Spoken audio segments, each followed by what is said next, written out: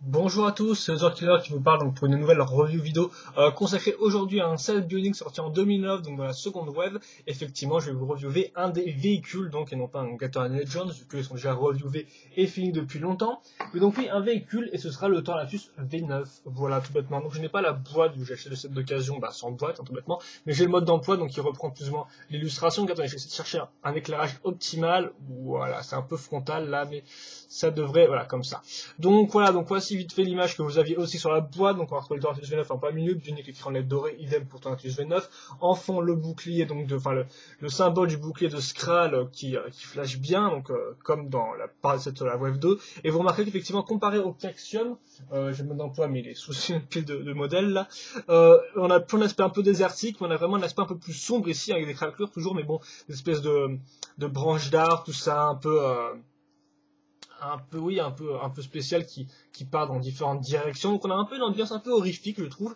C'est quand même pas mal vu que ça change des trucs de Baramania qui fait un peu juste désertique et sans rien derrière. Donc j'aime bien ce décor un peu terrifiant qui change un peu de ce qu'on avait vu avant. Donc il y a peut-être une importance dans la story, je ne sais pas.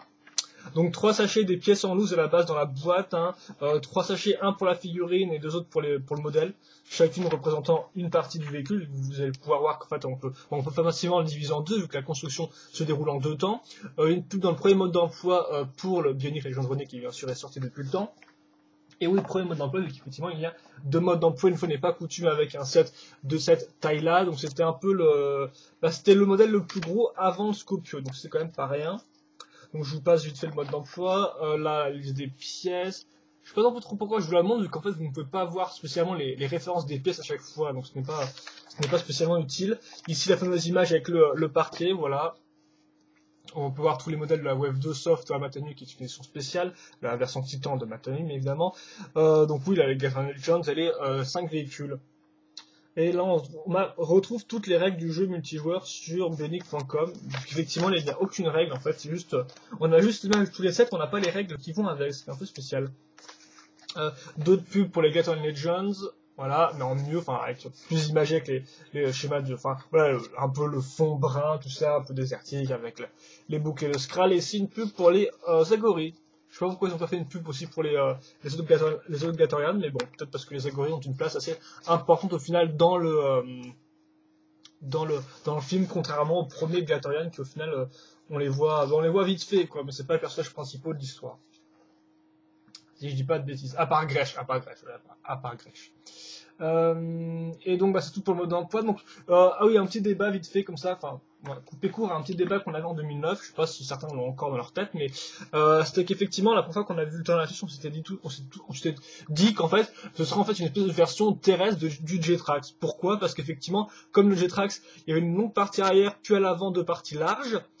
Tout comme le Jetrax, il y avait un personnage moyen rouge qui le pilotait. Dans le Jetrax, c'était Antrose. Là, c'est un autre personnage dont je n'ai pas le nom en tête. Et enfin, comme le Jetrax, le cockpit était pareil au niveau du haut. Donc c'est vrai que tout le monde s'était dit, bon, c'est qu'un gros copier de coller de Jetrax, tout, et puis voilà quoi. Alors maintenant, moi j'ai les deux modèles, donc j'ai plus mon modèle Tornatus hier.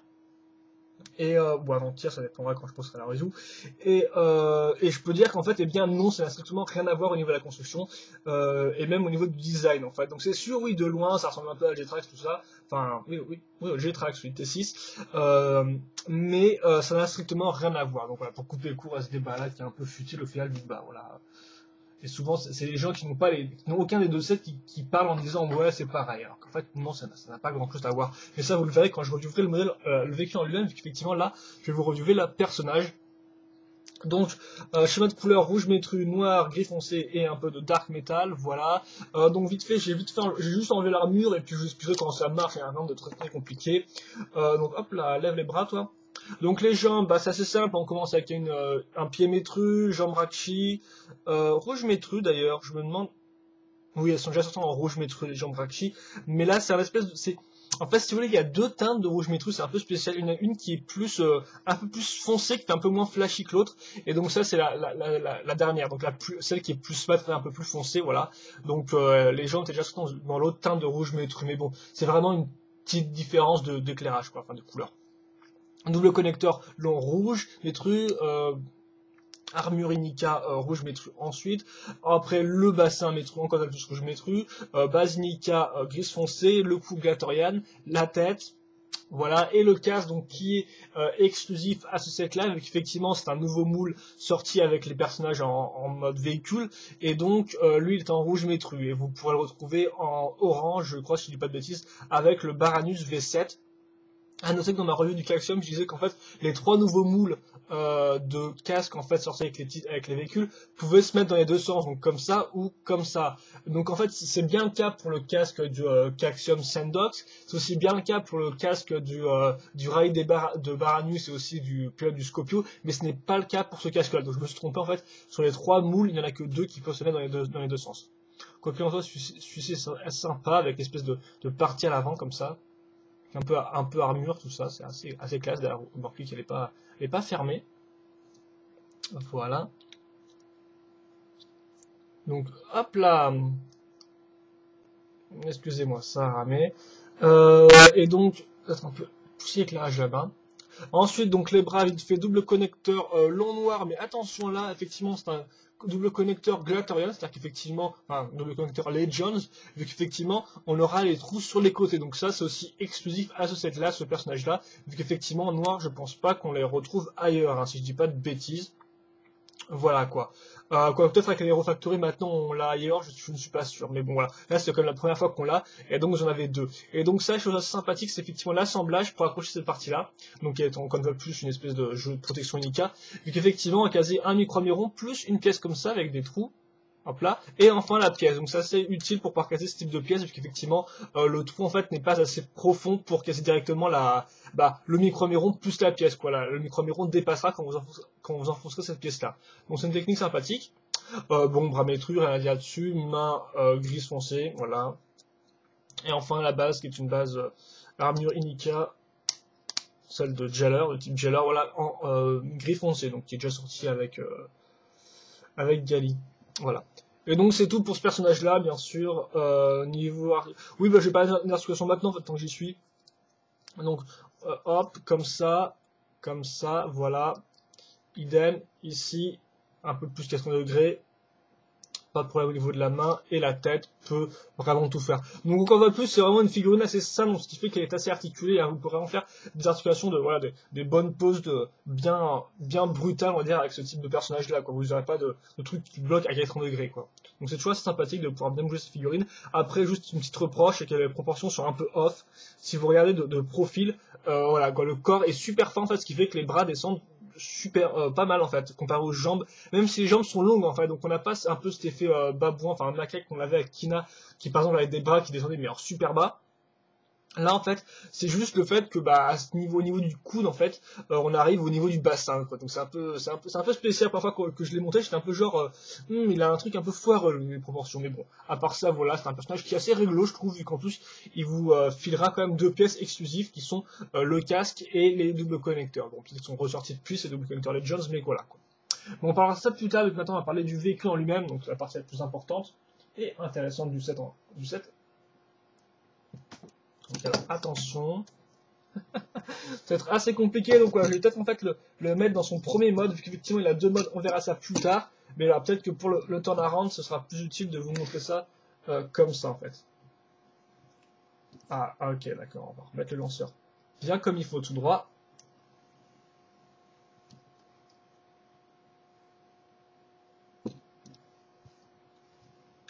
Ouais, il rend quand même assez bien la caméra, je pense, même si je peux pas vous le montrer en entier. Donc là par contre je vais quand même devoir virer le second mode. Donc comme on peut voir chez notre couleur beige avec du gris clair, un peu de gris foncé, du noir et du dark metal, les couleurs habituelles et de l'argenté bien évidemment.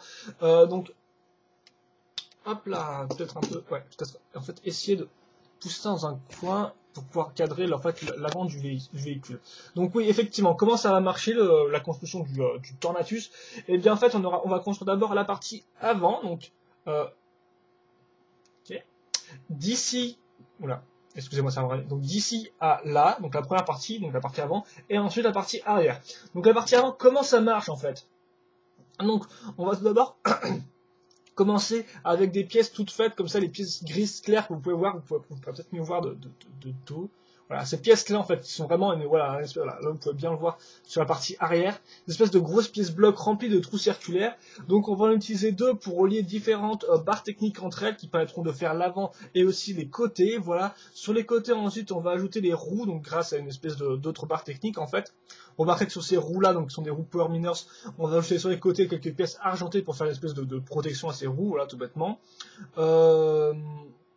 Idem, bon, barre technique, autre pièce argentée ici et là. Vous noterez qu'on a une tête de cricket en argenté, et je pense que c'est exclusif à ce set-là. Autant les lames de cricket étaient déjà sorties avant dans le Jetrax et dans d'autres sets, il me semble, autant les têtes de cricket en elles-mêmes, il me semble que c'est exclusif à ce set-là, tout bêtement, voilà.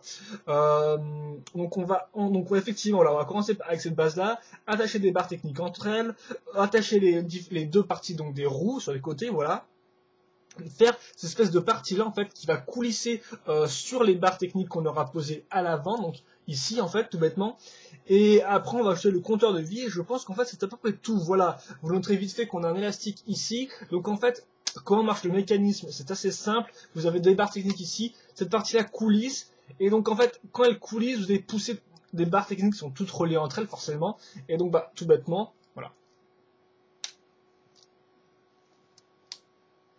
Ce n'est pas très compliqué, hein, je veux dire, en fait, voilà, en fait, encore une fois de plus, c'est très simple, en fait, toutes les barres techniques sont reliées entre elles, donc forcément, vous aurez, voilà, plus un élastique, donc forcément, le tout fait que là, vous avez deux modes assez distincts, voilà, tout bêtement. Donc l'un qui se cale ici, contre les côtés, et l'un, donc, qui permet vraiment d'allonger le vaisseau, hein, d'allonger le véhicule. Donc voilà pour la partie avant, donc il n'y a pas, de toute façon en fait c'est vrai que j'ai assez expliqué ça rapidement, mais il n'y a pas grand chose à dire. Vous noterez aussi vite fait en pièce beige l'aile de Bitil, donc aussi Ricola exclusif à ce set là, voilà tout bêtement. Là vous avez aussi un pied de Mantax, non de Calma en Dark Metal. Là par contre je ne suis pas sûr, mais effectivement souvent la couleur Dark Metal revient, et en plus il me semble qu'elle revient dans le set du Baranus. Néanmoins c'est une pièce quand même assez intéressante, voilà. Ensuite, bah, la seconde partie. Donc je vais essayer de filmer un peu mieux, voilà. Donc bah tout bêtement on va repartir sur des barres techniques à trous ici pour faire tout d'abord le siège. Enfin tout d'abord on va repartir aussi de pièces comme ça, hein, là, que vous pouvez remarquer en fait qui sont ici à ce niveau-là du véhicule. Donc forcément on va broder des pièces techniques ici, on va faire le siège donc avec quelques artifices argentés comme un pied de Piraka argenté, une lame, une épaulette Nika. Là vous avez les poignées sur les côtés qui sont faites avec des pièces de suspension pour les titans de base, donc c'est quand même des super belles poignées vu que voilà, elles peuvent partir. Ok, j'ai pas prévu ça, mais en fait, oui, elles peuvent. On a vraiment l'impression de levier avec ces pièces-là, voilà, tout bêtement. Voilà. Ensuite, à l'arrière, on va faire une espèce d'assemblage un peu bizarroïde de pièces techniques. Enfin, encore une fois de plus, c'est un assemblage de barres techniques à trous qu'on va assembler entre elles, ce qui permettra ensuite de caser la grosse roue arrière, voilà, qui était d'abord sortie dans le Mobile Devastator, cette Exoforce en 2007. Donc là, on a un noir. Après ça, on va assembler les canons sur les côtés, donc en fait, qui tiennent, donc c'est tout bêtement des Midak, lance Midak en fait, qui tiennent avec des barres techniques courbées, donc rien là-dessus, on a plus quelques petits tuyaux. Vous noterez à l'arrière du siège, encore plus une aile de Bitil qui continue bien à lancer de la roue, je trouve, en fait, c'est assez sympathique. J'ai un peu de mal à dépasser ce truc. Et enfin, pour finir, donc après quelques petits détails qu'on aura rajoutés, comme par exemple les pales ici, techniques en beige, donc ça aussi c'est assez unique à ce set-là, je pense. On va finir avec le cockpit, voilà. Enfin, plutôt la construction, on aura fait d'abord le lanceur, là, qui tient des espèces de barres, comme vous pouvez le voir, qui sont déjà inclinées. Donc le lanceur qui est ici, voilà, et qui donc, peut tourner dans tous les sens. Et enfin le cockpit qui est assez proche de Jetrax, vu que il utilise la même base, c'est-à-dire une espèce de barres comme ça, des barres courbées avec un angle en fait, et des longues barres, quoi, tout bêtement. Puis ensuite une barre aussi flexible pour les relier. Vous noterez le petit viseur de Gali qui fait sa réapparition ici, et donc ça peut être assez intéressant. Et donc c'est tout, je pense. Donc vite fait pour les mécanismes que je n'aurais pas montré sur le véhicule en lui-même. Donc bien sûr vous avez le fait que cette partie-là rentre faire un second mode. Voilà, et comme ça, mode un peu combat, hein, voilà. Il suffit juste en fait de faire glisser cette partie-là sur les barres techniques. Ensuite, vous avez bien sûr le cockpit qui peut s'ouvrir, voilà, tout bêtement. Vous noterez que cette partie est indépendante, donc c'est à vous de la remettre. Elle peut bien sûr bouger sur les côtés, en haut, et bien sûr se lancer si vous appuyez sur les parties comme ça, voilà, tout bêtement. Ensuite, vous avez 4 quand même lances Midak, hein, c'est pas rien.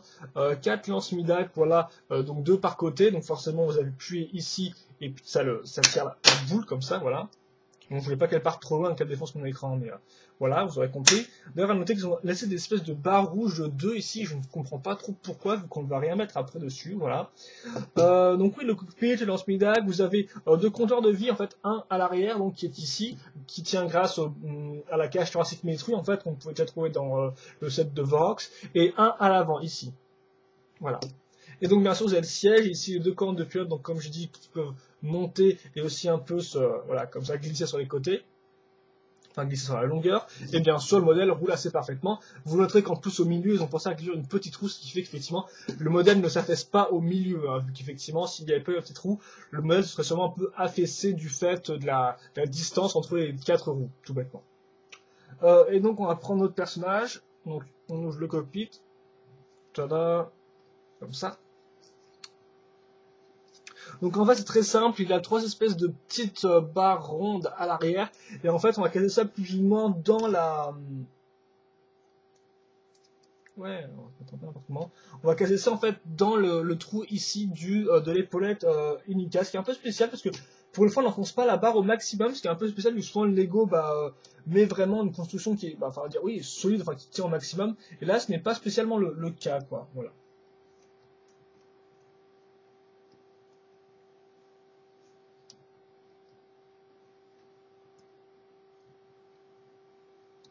Donc vite fait, ouais, souvent, voilà, on peut mettre vite fait les mains bien sûr sur les pièces en T, donc qui servent de contrôle.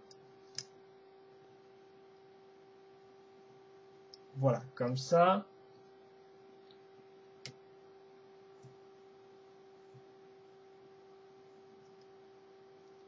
Voilà, et donc là on a le personnage qui est dedans, donc je vais peut-être déjà vous montrer en mode normal.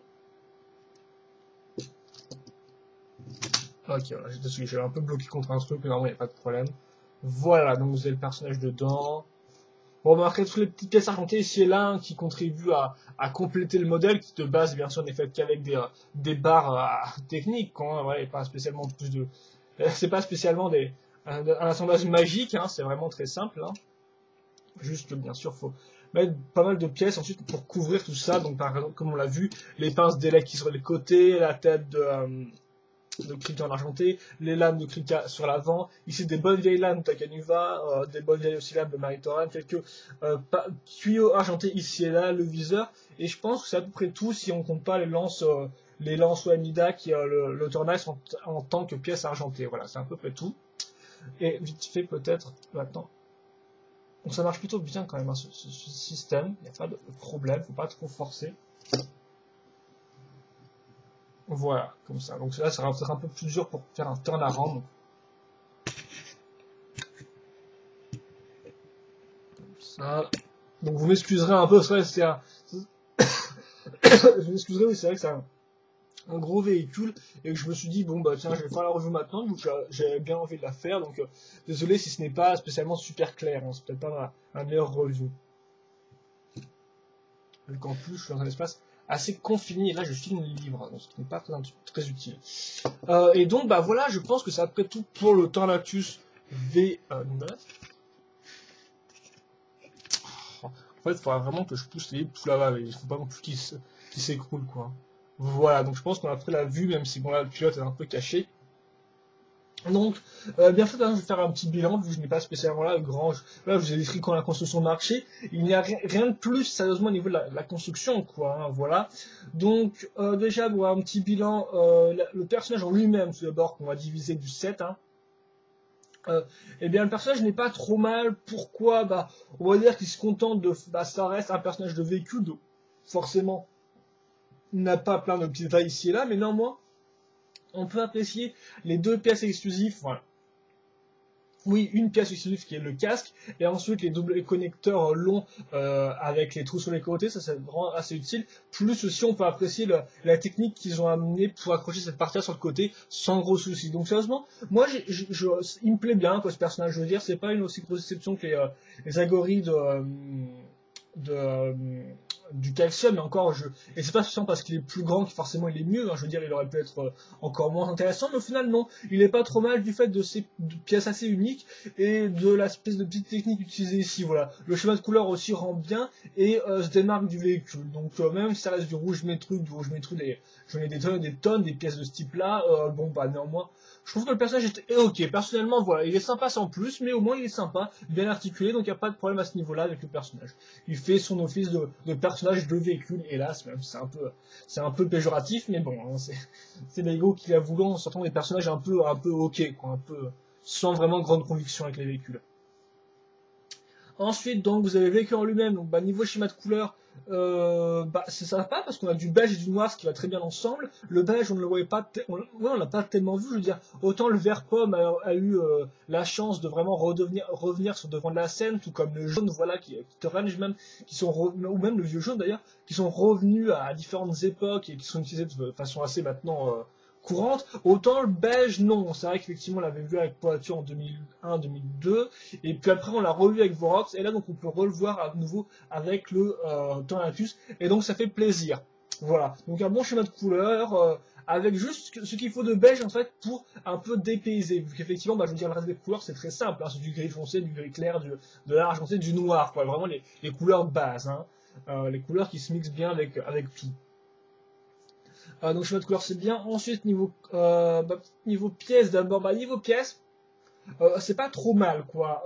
Donc c'est pas trop mal pourquoi peut-être déjà pour les roues power mineurs, ce n'est pas des roues power mineurs, donc c'est pas, vous avez quand même 4 plus la grande roue à l'arrière qui peut être utile. Bon bah ça après c'est votre imagination. Moi personnellement j'aime beaucoup les roues, donc je les casse très facilement à l'arrière de personnages comme vous avez pu le voir avec par exemple mes mocks sur Rollerscape, si vous les avez regardez, si vous avez vu mes reviews de mocks sur mes 4 titans qui étaient tous sur les roues. Donc moi j'aime bien, donc 4 roues, enfin 5 roues en tout, c'est franchement sympathique. Après niveau pièces argentées, on a un bon, on a quand même les pièces exclusives comme les têtes de Krika.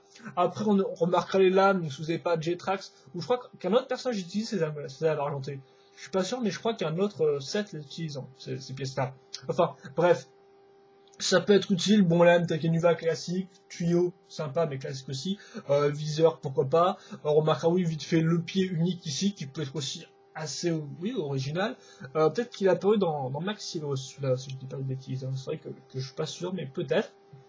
Donc oui, au final, des pièces argentées pas mal sans plus. Bon, on notera quand même que si vous aimez les lanceurs, vous avez quand même 4 lanceurs Midax Skybuster, c'est quand même je pense que c'est vraiment une arme de destruction massive sur roue, celui-là, vu que Lego n'a jamais autant inclus de lanceurs dans un véhicule, il me semble, hein, si on compte pas en plus le lanceur Tornax.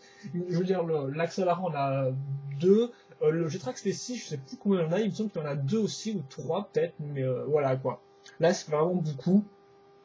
Et enfin, niveau pièces beige, faut pas non plus trop vous dire ouais chouette, genre plein de pièces beige cool, puisqu'effectivement la majorité seront des barres, hein, donc à moins de vouloir des barres techniques beige, sérieusement, les deux pièces uniques seront les aides de BT, donc x2 qui sont quand même pas mal, les caches thoraciques Métrus, qui peut être utile si vous n'avez pas Vorox, donc j'en aurai 2 aussi là dans ce set là, et enfin les nouvelles pales techniques sur les côtés, vous en avez 2 aussi, ce qui peut être assez utile pour vos mocks beige. Mais voilà, à part ça, c'est pas non plus comme s'il y avait une tonne de nouvelles pièces pour personnages qui étaient recolorés en beige. Non, ça reste assez classique, mais normalement, elles sont là, donc on peut quand même... donc on peut dire que dans la globalité, si on mixe les roues, les pièces argentées, les pièces beiges, les pièces du personnage, on a quand même un bon petit combo de pièces sympathiques, voilà, hein, voilà. Et bien sûr, certains trouveront d'autres pièces utiles à leur guise, hein. Après, bien sûr, ça, chacun... cherche midi midi à sa porte, en fait. Voilà, du coup, chacun a plus ou moins des pièces qu'il veut, contrairement à d'autres qui ne veulent pas spécialement. Ensuite, niveau construction, bien, c'est assez, ça reste du véhicule, donc ça reste en plus du véhicule 2009, donc visiblement avec ses bases toutes faites, hein, donc ces espèces de grosses pièces et tout. Mais normalement, moi j'ai pris un certain plaisir, vu que ça reste un véhicule qui a quand même une fonction assez spéciale, assez inédite, et donc même si j'ai aussi monté le Jetrax, qui avait aussi une fonction avec beaucoup plus d'élastique, tout ça, de mécanisme, là il n'y a pas vraiment de mécanisme, il n'y a pas vraiment de roue crantée ni rien, mais au final c'est très plaisant de construire cette partie avant, hein, pour qu'on voit comment le tout marche, qu'on voit qu'en fait que ça coulisse tout bêtement, voilà que ça marche très bien.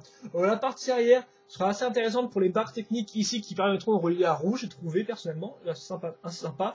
Bon, le cockpit, voilà, pas grand chose à dire là-dessus, l'assemblage des missiles non plus, mais au final la construction est très agréable. C'est vrai que le Caxium, bon, quand je vois plus, c'est un modèle qui est un peu plus, qui est un peu plus petit, mais là encore, je peux vous dire que on peut me surprendre avec des sets petits. Par exemple, j'étais très surpris par la construction du toit Nikkei. C'est un set qui doit coûter 20 €, quoi. Donc, je dois vous avouer que oui, j'étais un peu super Caxium, mais là, seulement le Tornatus, bah, la construction est très plaisante. On apprend des petits trucs ici et là, et sérieusement, je l'ai monté de façon assez, voilà, assez agréable. J'ai pris autant la construction et j'ai vraiment bien apprécié. Voilà, c'était vraiment très sympathique de le construire et je pense qu'on a quelques techniques assez intéressantes pour les véhicules. Rien que pour le fait de faire pivoter ça, en fait, ça pourrait vraiment être assez utile hein, si vous l'employez bien dans vos mocks. Voilà. Enfin, le design en lui-même du set, et bien là, sérieusement, je n'ai pas grand chose à dire, c'est un très bon design. Là encore, après, ça fait un jour que bah, je l'ai monté, donc que j'avoue c'est trop du tout, donc bah, j'ai pas non plus trop de recul, mais on va dire quand même, ah oui, peut-être que j'aurais dû parler des mécanismes. Oui, bon, bah les mécanismes sont sympathiques, enfin le mécanisme principal est très sympathique, voilà, très original, enfin, très original non, parce que encore, enfin, plus, on a un peu cet aspect du Jetrax qui revient, parce qu'effectivement le Jetrax aussi, selon la forme dont on mettait les réacteurs, il est plus ou moins une forme différente, soit une forme bien aérée, soit une forme très rapprochée. Là au final, c'est plus ou moins le même concept, mais utilisé différemment, et là encore une fois plus, ça marche très bien selon moi, hein, c'est vraiment très efficace. Donc j'aime voilà, vraiment ce mode là qui est vraiment très, voilà, très blocky en final, très structuré dans une seule partie en fait, contrairement, je fais un truc un peu bizarre avec mes mains là, contrairement à l'autre mode qui est beaucoup plus au final grand, je veux dire là, l'autre mode c'est vraiment plus, si vous regardez de haut, vous avez toute cette partie qui est super large et ensuite tout ça qui est très fin, donc on a vraiment deux aspects différents au set, et ça apporte beaucoup, voilà. Et donc, bah, sérieusement, le schéma de couleur qui est assez rafraîchissant avec le beige, l'ensemble qui est aussi, c'est super original comme modèle, je trouve. Enfin, c'est super original, mais je veux dire, c'est original comparé aux autres, vu qu'effectivement, là, on aura une seule grosse roue arrière, avec 4 gros lance-roquettes ici, le gros cockpit, les 4 roues à l'avant. Franchement, c'est super original, je trouve, et c'est assez dépaysant comparé aux autres modèles, quoi. Je veux dire, ils se démarquent bien des autres modèles. Je veux dire, le Xenos, c'est une espèce de moto avec moto de neige, un peu, avec des lames à l'avant. Le Caxium, c'est une espèce de moto avec un sidecar, mais qui est quand même assez différent du Xenox, hein. C'est pas le même style de moto, hein, comme on l'a pu le voir. Le Baranus c'est un char, le Scorpio est un espèce de gros, plus une espèce de tank multifonction, et là, qui d'ailleurs en fait une deuxième fonction qui change encore plus de sa première fonction, et là on a une espèce de, encore une fois plus, un autre type de modèle, avec un autre type de design, et donc voilà, donc c'est vrai qu'effectivement, on a des Symantec et le Jetrax c'est un peu de loin, mais après niveau construction ça n'a strictement rien à voir avec le Jetrax, c'est ça que je peux le dire, vu que j'ai construit les deux. Et donc voilà. Donc bah moi, est-ce que je vous conseille le Tornatus? Bah un bon petit prix, oui, je vous conseille. Si vous aimez les véhicules, bien sûr, c'est assez, il est assez intéressant. Après, je n'ai pas spécialement tous les véhicules de la Wave 2 pour vous dire qui est le meilleur, qui est celui que je préfère et tout, qui est le plus original. Néanmoins, je vous dirais que le Tornatus se démarque très bien. Je n'ai pas remarqué de gros défauts. Souvenez-vous, le Caxium, ça m'avait laissé un espèce d'arrière-goût de pas mal, mais peut mieux faire. Alors que là, sérieusement, je suis assez surpris par le modèle. Je veux dire, les côtés ici pour protéger, tout l'aspect design pour protéger les roues ici, les grandes lames, le schéma de couleur, tout ça vraiment se mélange très bien à la perfection. Et donc c'est vrai qu'on pourra se regretter vite fait le design qui est un peu brutal entre la partie avant qui est assez large et la partie arrière qui est après tout beaucoup plus plate, hein, ce qui opère une division assez importante, mais après il suffit de le mettre comme ça et puis là vous n'êtes plus vraiment ce problème n'est plus vraiment à l'ordre du jour, quoi. Là, après, quand vous mettez comme ça, il forme beaucoup plus une espèce de flèche, en fait, une espèce de forme comme ça, une espèce de forme ici, donc c'est vraiment, c'est assez unique. Donc au final, bah, moi oui, je vous le recommande, le Tornatus V9, hein. C'est un très bon véhicule. Après, c'est vrai que j'aurais peut-être aimé un peu plus de pièces beige, un peu plus spécifiques, tout ça, voilà. Mais sérieusement, j'ai rien à dire. On a un pilote qui est agréable à construire, sans trop de fioritures, là, avec des petites techniques et des petites pièces un peu spéciales, et le véhicule en lui-même qui, elle aussi, n'a pas de gros problèmes, qu'il y a un mécanisme, il n'y a pas non plus des tonnes de mécanismes, mais normalement il y en a un qui marche bien, puis après bien sûr bah, Lego compte sur ses lanceurs pour faire le reste des mécanismes, hein, voilà, donc bon, bah, vous devrez faire avec ça, moi personnellement je ne suis pas fan, mais voilà quoi, sérieusement j'ai pas de grosses critiques à émettre sur le tournevis. Après si vous l'avez et vous avez des critiques à émettre dessus, n'hésitez pas à poser des commentaires ou me poser des questions au pire dessus, et voilà, donc je pense que c'est tout pour cette review, donc bah, bien sûr comme j'ai dit, j'espère que vous l'avez apprécié. Est-ce que des questions, des commentaires, n'hésitez pas à les poser. Et voilà, moi je ne peux que vous conseiller ce petit Tornatus V9, tout du moins de ce que j'en ai vu, tout du moins de ce que je peux en comparer avec le Caxium. On verra après, par la suite, si j'achète les autres 7 véhicules, comment ils se placent par rapport aux autres véhicules. Hein. On verra ça par la suite, je pense. Mais pour l'instant, voilà. Donc j'espère que vous avez apprécié ces 2 reviews de véhicules bioniques là. Pour cette semaine, et moi je vous dis à la prochaine donc pour une prochaine review vidéo. Allez, à plus.